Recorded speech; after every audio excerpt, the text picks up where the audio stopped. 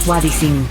OK, vous me connaissez depuis le temps, vous savez que je connais rien en sport, mais j'aime l'histoire. J'aime l'histoire et il y a un très beau livre qui vient de sortir sur l'histoire du golf au Québec. Ça s'intitule Tout un parcours et c'est de Daniel Lemay qui a été très longtemps journaliste en sport et en culture à la presse. Excellent journaliste d'ailleurs. Daniel Lemay, bonjour. Bonjour, Richard. OK, premièrement, on va régler ça. Là. C'est un sport ou un passe-temps, le golf?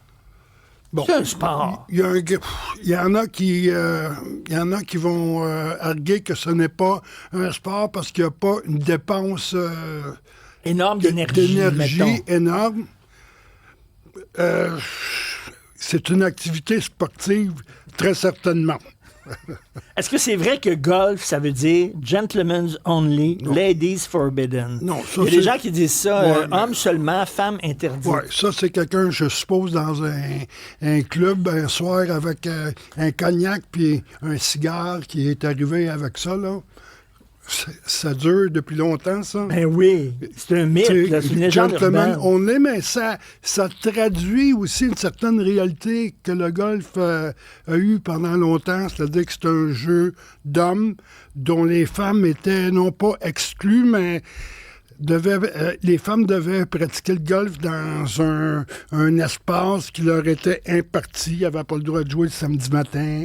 Ils avaient le droit de jouer seulement certains jours parce qu'il fallait que ça soit réservé aux hommes parce que les hommes travaillaient. Ah, ben c'est ça, mais dans ton livre, tu en parles de ça aussi, là, où les femmes ont dit, à un moment donné, on va avoir un accès à 100% au club de golf. Comme est-ce que des Noirs étaient interdits dans les clubs de golf? Est-ce que des Juifs étaient interdits dans certains clubs de golf à Montréal? Les Juifs, oui, ont dû fonder leur propre club parce qu'ils ne pouvaient jouer ni dans les clubs anglophones et ni dans le club francophone à l'époque. Il y avait un club francophone. Il y avait un club francophone, Laval-sur-le-Lac, qui est toujours là d'ailleurs, fondé en 1917. Alors les Juifs ne pouvaient jouer à nulle part, ils ont fait leur propre club. Il y en a eu deux, là, il en reste juste un, à l'île Bizarre. Excellent club, mais c'est ça, ils se sont fait un beau club. Mais les Noirs, pas beaucoup de Noirs. Ben non. Parce que je vois, là, il n'y a pas beaucoup de Noirs. Je regarde les photos, les magnifiques photos d'archives dans ton livre. C'est très blanc. C'est blanc bourgeois d'une certaine classe. Hein? Ah ben oui, c'était au début un sport de riches. Oui. Il y a 100 ans, ce n'est plus le cas.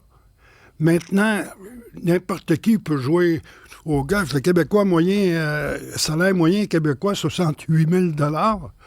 Ça laisse de l'espace pour jouer au golf, pour faire autre chose. Tu sais, tu peux jouer une game de golf pour 60 $.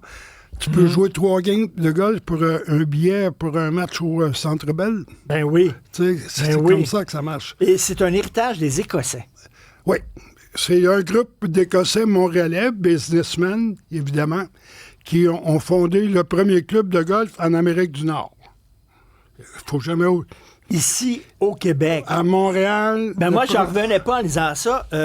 Quand on se promène sur du parc, on monte du parc, puis on voit la statue au pied du Mont-Royal. Oui, mais c'est là qu'il jouait. C'est là qu'il jouait. Oui.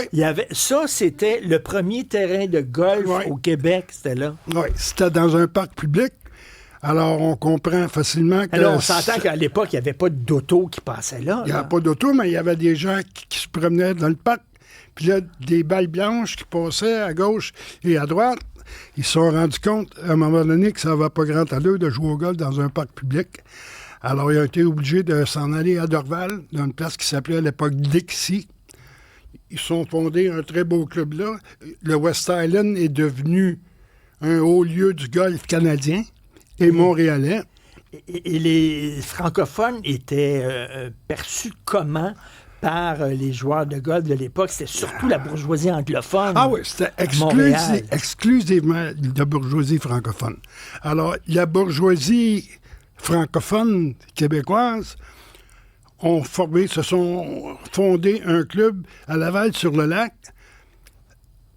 Ça n'a pas démocratisé le golf, ça a récréé en tout point le système élitiste anglophone. De caste, là, quasiment. De caste. Ce n'est que bien plus tard, dans les années 50, 60, que le Québécois, le Canadien français, comme on disait à l'époque, a commencé à s'intéresser au golf, mais ça a commencé au golf municipal de Montréal, ouvert en 1925. Ça, les gens de l'Est. Ben ça, c'était celui qu'on a démoli pour les Jeux olympiques. Oui, il reste 9 trous, là. C'est ça? À l'ombre des tours olympiques. OK? Ça s'appelait le golf Maisonneuve. Les gens de l'Est francophones, petits commis, employés de toutes sortes, ont découvert le golf. Et ils sont intéressés à ça, le jeu de leur boss. Ils ont commencé à jouer le jeu de leur boss. Et c'est comme ça que le Canadien français en est venu au golf. Et quelle était l'importance de Jocelyne Bourassa, qui était vraiment la première héroïne de golf au Québec? Là? Pas la première héroïne, il y en a eu d'autres avant elle. Là, mais elle la première femme. Femme hyper connue. Francophone, oui. Elle a joué dans le premier tournoi de golf professionnel pour les femmes à Montréal, en 1973. Dans son pays, dans sa ville, et elle gagne le tournoi. Elle a gagné un seul tournoi, Jocelyne Bourassa. Ah oui? Et c'est celui-là. Ah oui? Fait imaginez l'impact que ça a eu à l'époque. Cadet Mario Brisebois, qui est mort, que tu connaissais sûrement, qui est mort il y a quelques semaines. Jocelyne Bourassa, a eu un impact énorme parce que les femmes se sont reconnues en elle. Les hommes aussi, parce qu'ils se rendaient compte que le Québécois, Jocelyne Bourassa de Shawinigan, non.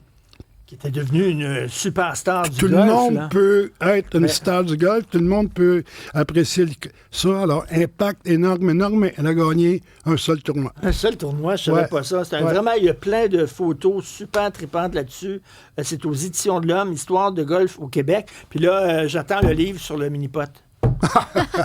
Il y en a déjà un. Il y en a un? C'est pas moi qui l'ai écrit, je te l'apporte la prochaine fois. Merci, Daniel Lemay. Tout un parcours. Merci, salut.